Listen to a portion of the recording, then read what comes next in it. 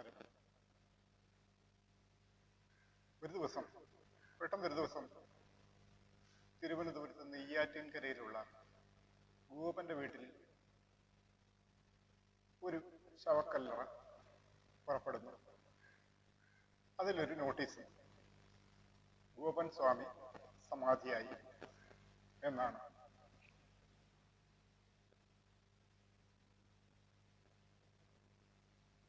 അതിൽ നാട്ടുകാർക്ക് ചില സംശയങ്ങൾ തോന്നി പോലീസിൽ പരാതി കൊടുത്തു.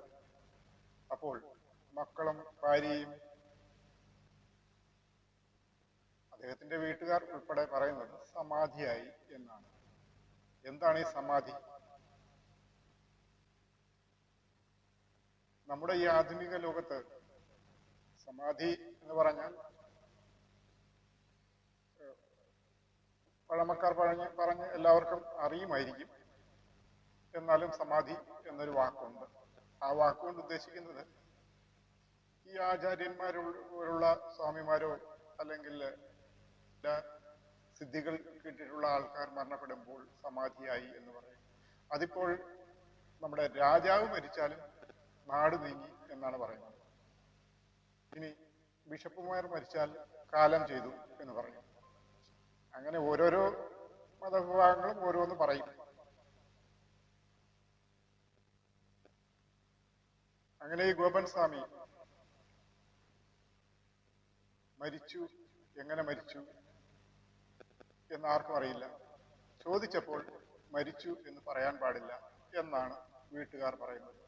സമാധിയായി എന്ന് വേണം പറയാൻ.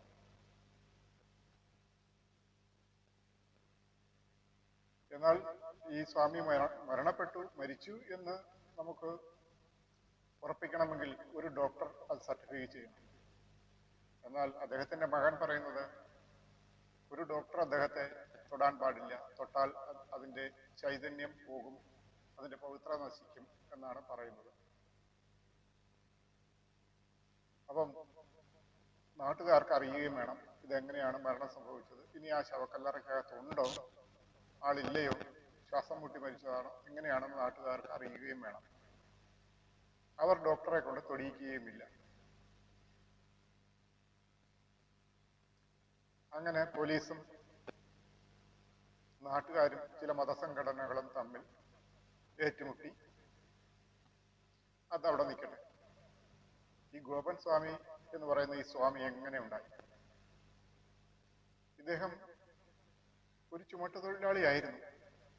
നെയ്യാറ്റിൻകര BMS എന്ന് പറയുന്ന സംഘടനയിൽ അദ്ദേഹം ചുമട്ടുതൊഴിലാളിയായിരുന്നു. പേര് മണിയൻ എന്നായിരുന്നു. ഈ മണിയൻ കുറച്ച് കാലങ്ങൾക്ക് ശേഷം അദ്ദേഹം ഒരു അമ്പലം അദ്ദേഹത്തിന്റെ വീട്ടുമുറ്റത്ത്, വീട്ടുവളപ്പിൽ ചിലരുടെ സഹായത്തോടു കൂടിയാണോ, ഒരു മുസ്ലിമും ഒരു ഹിന്ദുവും കൂടിയാണ് സ്ഥലം കൊടുത്തതെന്ന് പറയപ്പെടുന്നു. സ്ഥിരീകരണം അറിയില്ല. അപ്പോൾ എന്തായാലും അവിടെ ഒരു അമ്പലം നിർമ്മിച്ചു. അവിടെ ഒരു ശിവഭക്തനായി മാറി അവിടെ പൂജകർമ്മങ്ങൾ ചെയ്തു വരികയായിരുന്നു. അതിനിടയ്ക്കാണ് ഇദ്ദേഹത്തിന് മറ്റുള്ള നാട്ടുകാരോ അല്ലെങ്കിൽ അയൽവാസികളോ ആയിട്ട് യാതൊരു ബന്ധവും ഉണ്ടായിരുന്നില്ല എന്നാണ് പറയുന്നത്. എന്നാൽ പൂജയ്ക്ക് എല്ലാവരെയും സഹായിച്ചിരുന്നു, പൂജാകർമ്മങ്ങൾ ചെയ്തിരുന്നു എന്നും പറയുന്നു. ഇദ്ദേഹത്തിന് കുറെ കാലമായി സുഖമില്ലാതെ കിടപ്പിലായിരുന്നു. ഈ കിടപ്പിൽ ആയിരുന്ന വ്യക്തിയാണ് സമാധിയാവാൻ പോകുന്നു എന്ന് പറഞ്ഞ് ഒരു ദിവസം മകനെ വിളിച്ചു പറയുന്നു.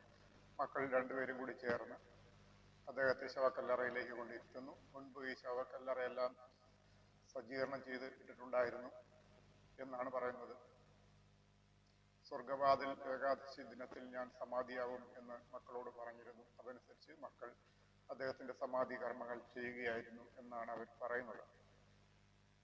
അതെന്തുമാകട്ടെ, ഈ ഹിന്ദുക്കളുടെ ആചാരം നമ്മുടെ ഇന്ത്യയിൽ BC നൂറ്റാണ്ട് മുതൽ തന്നെ തുടങ്ങിയതാണ്. അങ്ങനെ പല ആചാരങ്ങളും നമ്മുടെ ഇന്ത്യയിലുണ്ട്. ഹിന്ദുക്കൾ എന്ന് പറയുമ്പോൾ അതിൽ പല പിരിവുകളുണ്ട്. അതിലേതെങ്കിലും ഒക്കെ ആവട്ടെ, അങ്ങനെ ഇവർ ഈ ശവക്കല്ലറയിലേക്ക് ഇദ്ദേഹത്തെ സമാധിയാക്കി നെഞ്ചിന്റെ ഇവിടെ വരെ സുഗന്ധദ്രവ്യങ്ങൾ കൊണ്ട് മൂടി അദ്ദേഹം ഇതിന് മുകളിലേക്ക് മകൻ സുഗന്ധദ്രവ്യങ്ങളെല്ലാം തേച്ച് പിടിപ്പിച്ച് ഒരു മുഴുക്കാപ്പ് ചാർത്തുന്നത് പോലെ തന്നെ ചെയ്തു എന്നാണ് പറയുന്നത്. ശരി, അങ്ങനെയാവട്ടെ. അപ്പോൾ ഈ തള്ള സ്ലോചന ഈ സമാധി സമയത്ത് അവിടെ ഉണ്ടായിരുന്നു. അവിടെ ചെന്ന് നോക്കുകയും ചെയ്തു. അപ്പോൾ ഇദ്ദേഹത്തിന് ശരീരത്തിൽ ചൂടുണ്ടായിരുന്നു എന്ന് അവർ നമ്മളോട് പറയുന്നുണ്ട്. ചൂടുണ്ടായിരുന്നു എന്ന് പറയുമ്പോൾ ജീവനുള്ള ഒരു ശരീരത്തിൽ മാത്രമേ ചൂടുണ്ടാവുകയുള്ളൂ. അപ്പൊ ആ ചൂടുണ്ടായിരുന്നു എന്ന് പറയുന്നതിന്റെ അർത്ഥം ജീവനുണ്ടായിരുന്നു എന്നാണ്. അപ്പോൾ ജീവനോടുകൂടി ഈ ശവക്കല്ലറ സ്ലാബിട്ട് മൂടുകയായിരുന്നു, അതോ മരിച്ചതിന് ശേഷം സ്ലാബിട്ട് മൂടുകയായിരുന്നു എന്ന് നമുക്ക് തെളിയിക്കണം. അതിന് ഇപ്പോഴത്തെ കണ്ടീഷൻ അനുസരിച്ച് നമുക്കൊരു ഡോക്ടറെ മാത്രമേ സമീപിക്കാൻ പറ്റൂ. ഡോക്ടർ സർട്ടിഫൈ ചെയ്താൽ മാത്രമേ മരണം സ്ഥിരീകരിച്ചു എന്ന് നമുക്ക് പറയാൻ പറ്റുകയുള്ളൂ. ആ സ്ഥിതിക്ക് കല്ലറ പൊളിച്ച് പരിശോധിക്കേണ്ടിയിരിക്കുന്നു, പോസ്റ്റ്മോർട്ടം നടത്തേണ്ടിയിരിക്കുന്നു. അതിന് അവരുടെ ബന്ധുക്കൾ സമ്മതിക്കുകയുമില്ല. അവിടെ മറ്റൊരു പ്രശ്നവും കൂടി ഉടലെടുത്ത് വന്നു. അവർ പറയുന്നുണ്ട്, ഇതിൽ മുസ്ലിം തീവ്രവാദികൾ ആണ് ഈ പ്രശ്നങ്ങളെല്ലാം ഉണ്ടാക്കുന്നതാണ്. മുസ്ലിം തീവ്രവാദികൾ ഉണ്ടോ ഇല്ലയോ എന്നൊന്നും നമുക്കറിയില്ല. അവിടെ മുസ്ലിം സംഘടനകൾ ബന്ധപ്പെട്ടിരുന്നതായും ഒരു വിവരവും ഇല്ല.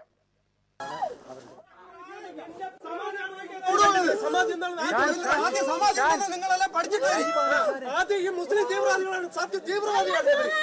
അവരാണ് ഏറ്റവും കൂടുതൽ പ്രശ്നത്തിൽ. എന്റെ പ്രാണനെ ഹത്യ ചെയ്തിട്ട്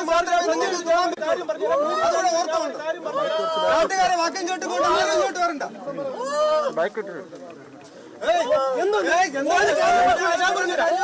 സത്യമായിട്ട് ഞാൻ പറയുന്നത് മനസ്സിലാക്കി. ഞങ്ങൾ ഇത് ഞാൻ സത്യമായിട്ട് ഒന്ന് പറയണം. നിങ്ങളൊന്ന് മനസ്സിലാക്കിയിട്ട് നിങ്ങൾ കാര്യം പ്രവർത്തിക്കും. ഞാൻ പറയുന്നത് അമ്മ മിണ്ടാരി ഞാൻ പറയുന്നത് മനസ്സിലാക്കി.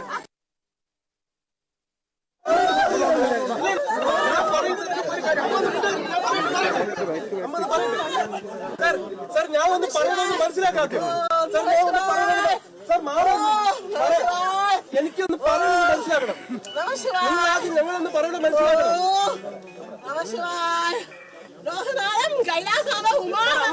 ഞങ്ങൾ പറയണ അങ്ങനെ അങ്ങനെ ഇഷ്ടപ്പെടാൻ സ്വന്തം അച്ഛന്റെ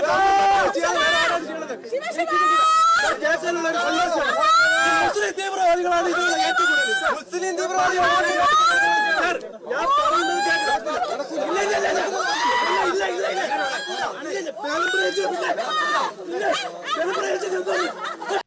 എന്നാലും മുസ്ലിങ്ങളെ, നിങ്ങൾക്ക് എന്തിനാണ് ഇതിന്റെ കുഴപ്പം?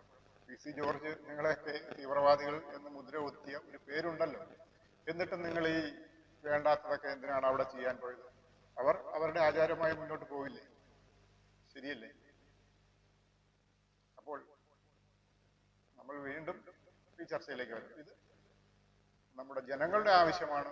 ഇതിനകത്ത് ഈ ഗോപൻ സ്വാമി, നെയ്യാറ്റിൻകര ഗോപൻ, അതിനുള്ളിൽ മരണപ്പെട്ട് ശേഷം സ്ലാബിട്ട് മൂടുകയായിരുന്നു, അതോ മരിക്കുന്നതിന് മുമ്പ് സ്ലാബിട്ട് മൂടിയോ എന്നാണ്.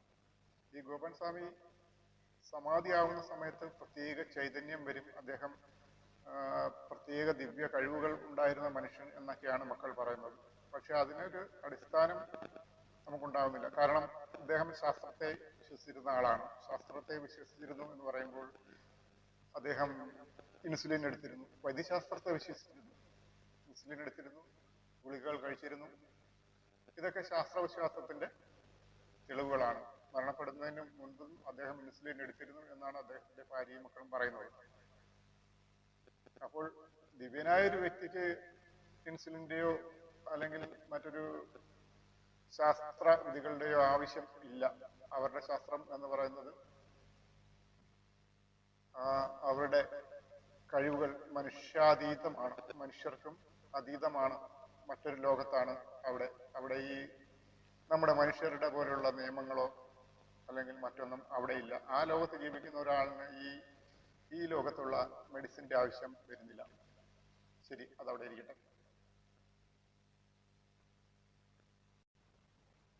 അപ്പോൾ ഈ മരണപ്പെട്ട സമാധിയായ ഗോപൻ സ്വാമിയുടെ മക്കൾ പറയുന്നത് അദ്ദേഹത്തെ പോസ്റ്റ്മോർട്ടം ചെയ്താൽ ഹിന്ദുക്കളുടെ മതവികാരത്തെ വ്രണപ്പെടുത്തുകയല്ലേ, ഹിന്ദുക്കളുടെ മരിച്ച ആളുകളെ വലിച്ചു കീറുന്നത് പോലെയല്ലേ എന്നാണ് അവിടെ ചോദ്യമുയരുന്നത്.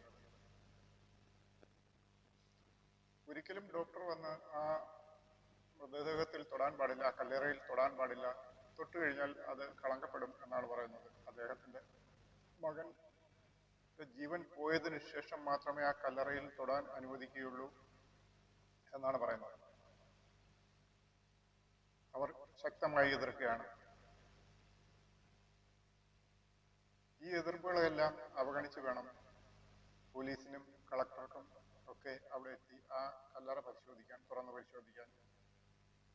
ഇതിനിടയിൽ അവർക്ക് വേണ്ടി സപ്പോർട്ട് ചെയ്യാൻ അവിടുത്തെ മതസംഘടനകളും എത്തുന്നു. എന്തായാലും ഈ ഒരു വിഷയം സർക്കാരിന്റെ മുന്നിൽ വലിയൊരു ഭീഷണി തന്നെയാണ്. മത തീവ്രവാദം അവിടെ കൊണ്ടുവരുന്നു. മതങ്ങളുടെ വിശ്വാസത്തെ തകർക്കാൻ പാടില്ല. ഇതൊരു മതവികാരമായി എടുക്കുന്നു. ആ മതവികാരത്തെ ലംഘിക്കാനുള്ള ശ്രമമാണ് പോലീസ് നടത്തുന്നത് എന്നും അവിടെ സംസാരം ഉയരുന്നു.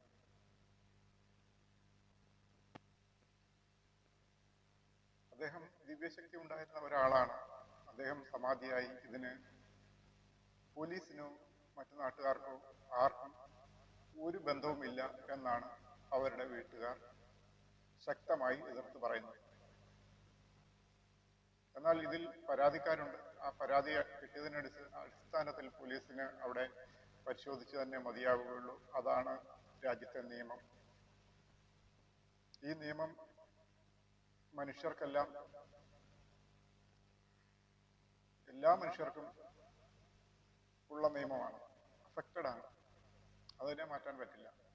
ഒരു മനുഷ്യൻ മരിച്ചു കഴിഞ്ഞാൽ അദ്ദേഹം സ്വാഭാവിക മരണം അല്ലെങ്കിൽ അദ്ദേഹത്തിന്റെ പോസ്റ്റ്മോർട്ടം ചെയ്ത് മാത്രമേ നമുക്ക് അതിന്റെ നിജസ്ഥിതി എങ്ങനെയാണെന്ന് മനസ്സിലാക്കാൻ സാധിക്കുകയുള്ളൂ. അപ്പോൾ ഇവർ ഈ പോസ്റ്റ്മോർട്ടത്തെ എതിർക്കുകയാണ് ചെയ്യുന്നത്. പോസ്റ്റ്മോർട്ടം എന്ന് പറയുമ്പോൾ ഇദ്ദേഹം അതിനുള്ളിലിരുന്ന് മനുഷ്യ ശരീരം മരണപ്പെട്ടു കഴിഞ്ഞാൽ കുറച്ച് സമയങ്ങൾക്ക് ശേഷം അത് ജീർണിച്ചു തുടങ്ങും. ആ ജീർണിക്കുന്ന അവസ്ഥയെ എത്രയും മുന്നോട്ട് നീക്കിക്കൊണ്ട് പോകാൻ പറ്റുമോ അങ്ങനെയാണ് അവർ മുന്നോട്ട് നീക്കിക്കൊണ്ട് പോകുന്നത്. ഇപ്പോൾ തന്നെ കുറച്ച് ദിവസങ്ങൾ കഴിഞ്ഞു, അതിനുള്ളിൽ ഈ മൃതശരീരം അതിനുള്ളിൽ ജീർണിച്ചിട്ടുണ്ടാവും. ഇനി ഒരു ഡോക്ടർ അത് പരിശോധിക്കണമെങ്കിൽ അതിൽ സാങ്കേതികത കൂടുതൽ സങ്കീർണമാവുകയാണ് ചെയ്യുന്നത്. അപ്പോൾ അതിനെ എത്രയും നീട്ടിക്കൊണ്ട് പോകാമോ അത്രയും അങ്ങനെയാണ് ചെയ്തുകൊണ്ടിരിക്കുന്നത്. സർക്കാർ ഇത് ചെയ്യേണ്ടിയിരുന്നത് കൂടുതൽ ഫോഴ്സിനെ ഇറക്കി അത് എത്രയും പെട്ടെന്ന് പോസ്റ്റ്മോർട്ടം നടത്തുക എന്നുള്ളതാണ്. ഇങ്ങനെ ഒരു പോസ്റ്റ്മോർട്ടം നടത്തിയില്ലെങ്കിൽ സംഭവിക്കുന്നത്, മതവികാരമാണല്ലോ, അതിനെ വ്രണപ്പെടുത്താൻ പാടില്ല എന്ന് വിചാരിച്ച് വിട്ടുകളഞ്ഞാൽ ഇനിയും ഇതുപോലെയുള്ള ധാരാളം വയോധികന്മാർ സമാധിയാവും. ഇല്ലേ? ആളുകൾ നോക്കിയിരിക്കുകയാണ് സമാധിയാക്കാൻ. കാരണം മതവികാരങ്ങളെ വ്രണപ്പെടുത്താൻ പാടില്ല. അപ്പോൾ അതിനെതിരെ കേസുണ്ടാവില്ല. അങ്ങനെ പല വയോധികന്മാരും നമ്മുടെ കേരളത്തിൽ നിന്ന് മറയാൻ ചാൻസ് ഉണ്ട്. ഇനി വൃദ്ധസദനങ്ങളിൽ ആളുണ്ടാവില്ല. ശരി, അതവരുടെ ഇരിക്കട്ടെ. എന്തായാലും കല്ലറ പൊളിച്ച് ശാസ്ത്രീയ പരിശോധന നടത്തി ഗോപൻ സ്വാമിയുടെ മരണം സ്വാഭാവിക മരണമോ അല്ലെങ്കിൽ കൊലപാതകമോ എന്ന് കണ്ടെത്തേണ്ടിയിരിക്കുന്നു. ഇതിൽ അവരുടെ കുടുംബക്കാർ ഒരു വിധത്തിലും അടുക്കുന്നില്ല. നമുക്ക് ആ ഗോപൻ സ്വാമിയുടെ ഭാര്യ സുലോചന, അവരുടെ വാക്കുകൾ നമുക്കൊന്ന് ശ്രദ്ധിച്ചു നോക്കാം. സത്യമാണ്. ശിവൻ പൂജ അങ്ങേര് നടന്നു പോയി. അങ്ങേര് കൂടെ പൂജ കഴിഞ്ഞിട്ട് വീട്ടിൽ വന്ന് കാപ്പികൾ കുടിച്ച് എല്ലാം ഒക്കെ കഴിഞ്ഞ് മരുന്നുകളൊക്കെ കുറച്ച് ഇരുന്ന് ക്ഷീണമെല്ലാം തീർത്തിട്ട് നമ്മളെ വീട്ടിനകത്തുള്ള പെണ്ണുങ്ങൾ ജോലി ചെയ്യുമ്പം എന്നും പതിവാണ് ഈ കൃഷിയിടത്തിൽ വൈകുന്നേരം വെയിൽ കഴിയുമ്പോഴും ഈ 11:30 മുകളിൽ അധികം ചൂടാകുമ്പോൾ ഇങ്ങേഴ്ച പോരും. ഇത് പതിവാണ്, ഇന്നും ആദ്യമായിട്ടല്ല അവർ ധ്യാനത്തിൽ കയറി. വർഷങ്ങൾക്ക് മുമ്പ് 25 വർഷത്തിന് മുമ്പ് മരുത്തുമലയിലും ഓരോരോ ആശ്രമങ്ങളിലും കിടന്ന ആളാണ്. ഇന്ന് ആദ്യമായിട്ട് എല്ലാവരും ചെന്ന് കോവിലിൽ ചെന്ന് കുളിച്ച് തൊഴുതിട്ട് വരുമ്പോഴല്ല. ഈ ദിവസം സമാധിയാവുമെന്ന് അമ്മയോട് പറഞ്ഞിരുന്നോ? പറഞ്ഞിരുന്നു 2 ദിവസം കഴിയുമ്പോൾ ഞാൻ സമാധിയാവും എന്നിട്ട് പറഞ്ഞ് ആ സമാധിയാവുന്നില്ല, ഞാൻ ഇതാ ഇനി 2 ദിവസം ഞാൻ പോകും. ഞാൻ എവിടെ പോകണമെന്ന് ചോദിച്ചവൻ പറഞ്ഞ് അതൊക്കെ ഇത്രയും പറഞ്ഞ് നിർത്തി, പിന്നെ സംസാരിച്ചില്ല. അപ്പം ഞാൻ ചുമ്മാ തമാശ കൂടെ ഇവർ ഇടയ്ക്കിടയ്ക്ക് നമ്മൾ എന്തെങ്കിലും തമാശ പറയും പോലെ ഒന്ന് തോന്നി. അപ്പം ഇങ്ങനെ ഇത്ര പെട്ടെന്ന് സമാധിയാവുമെന്ന് ഞാൻ വിചാരിച്ചില്ല. മോൻ്റെ കൂടി പറഞ്ഞിട്ടുണ്ട് എല്ലാം. എൻ്റെ കൂടി പറഞ്ഞാൽ ഞാൻ കരയും, വെള്ളം കുടിക്കില്ല എന്നൊക്കെ അവർക്ക് അറിയാം. സമാധിയായ സമയത്ത് മോൻ പറഞ്ഞപ്പം അമ്മ അവിടെ വന്നോ? ഈ സ്ഥലത്ത് വന്നോ? ഓ പിന്നെ ഞാൻ എനിക്ക് വരണ്ടേ, കൊള്ളാം. എൻ്റെ ഭർത്താവ് ഇങ്ങനെ സമാധിയായി കഴിഞ്ഞിരുന്നോ? സമാധിയായി കഴിഞ്ഞ് ദേഹമെല്ലാം നല്ല ചൂടായിരുന്നു. അപ്പം ഞങ്ങളുടെ മക്കളെ ചൂടുണ്ടല്ലോടാ. അപ്പോൾ എൻ്റെ മോൻ മരിച്ചത്, എൻ്റെ അമ്മയൊക്കെ മരിച്ചത് എനിക്കറിയാം. മക്കളെ അമ്മ അവരൊക്കെ 8 മണിക്കൂർ കഴിഞ്ഞിട്ടല്ലേ ഇങ്ങനെ ദേഹം തണുക്കണത്.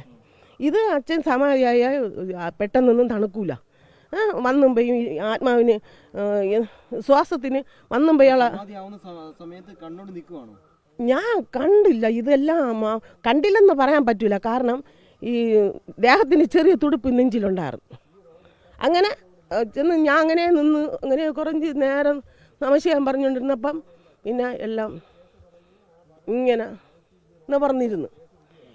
നിവർന്നിരുന്ന സമയത്ത് മോൻ പറഞ്ഞു, അമ്മ ഇത് അച്ഛൻ പോയതാണ്, സമാധി ആയതാണമ്മ എന്ന്. ഈ ഇങ്ങനെ നമ്മൾ സാധാരണ ചമണം കൂട്ടും പോലെയല്ല, കാലൊക്കെ എടുത്ത് ധ്യാനത്തിന്. എൻ്റെ കല്യാണത്തിന് മുമ്പേ അവർക്ക് ധ്യാനമാണ്. എങ്കിലും മരണം ഉറപ്പിക്കാൻ ഒരു ഡോക്ടർ പറയണ്ടേ? അതെങ്ങനെ നേരത്തെ മരണം ഉറപ്പിക്കാൻ? അതെങ്ങനെ? ഞങ്ങൾ 8-9 മണിക്കൂർ അവിടെ 8-9 മണിക്കൂർ അവിടെ കഴിഞ്ഞിട്ടാണ് ഇതിനിടയ്ക്ക് സാധനങ്ങൾ ഒരുക്കിയെങ്കിലും അച്ഛൻ ജീവനുണ്ടോ എന്ന് അവിടെ അടുത്ത് നിന്ന് കാര്യങ്ങൾ നോക്കണേ. ഇവൻ വാങ്ങിക്കേണ്ട സാധനങ്ങൾ ഭസ്മം, സുഗന്ധദ്രവ്യങ്ങളെല്ലാം, പൂക്കളും. ശിവ ഞങ്ങൾ പറഞ്ഞില്ലേ മോനെ, നമ്മൾ സത്യമല്ലേ പറയുള്ളൂ. എന്നാൽ ഈ വിഷയത്തെ പ്രത്യേക വർഗീയ മുതലെടുപ്പുകളൊന്നും ഇല്ലാതെ തന്നെ സർക്കാർ ഇതിന് പരിഹാരം ഉണ്ടാക്കണമെന്നാണ് നാട്ടുകാരുടെ ആവശ്യം. ഇതിൽ വർഗീയ മുതലെടുപ്പുകൾ അവിടെ പല മതസംഘടനകളും ഉയർത്തിക്കാട്ടി. ഈ മരിച്ച ഗോപൻ സ്വാമിയുടെ വീട്ടുകാർ തന്നെ അവിടെ ചില മതസംഘടനകളെ തീവ്രവാദികൾ എന്നൊക്കെ വിളിക്കുകയുണ്ടായി. അതൊന്നുമില്ലാതെ ഈ ഒരു സംഭവം പരിഹരിക്കേണ്ടതാണ്. അതിന്റെ ഉത്തരവാദിത്വം തീർച്ചയായും നമ്മുടെ പിണറായി സർക്കാർ തന്നെയാണ്. ഇനി ഇത് തെളിയിക്കപ്പെട്ടില്ലെങ്കിൽ പിണറായി സർക്കാരിന്റെ ഏറ്റവും വലിയൊരു മോശമായ പിടിപ്പുകേട് തന്നെയാണെന്ന് ജനങ്ങൾക്ക് മനസ്സിലാവും. എന്തായാലും ഇതിന്റെ രണ്ടിനും ഇടയിലാണല്ലോ ഇപ്പോൾ.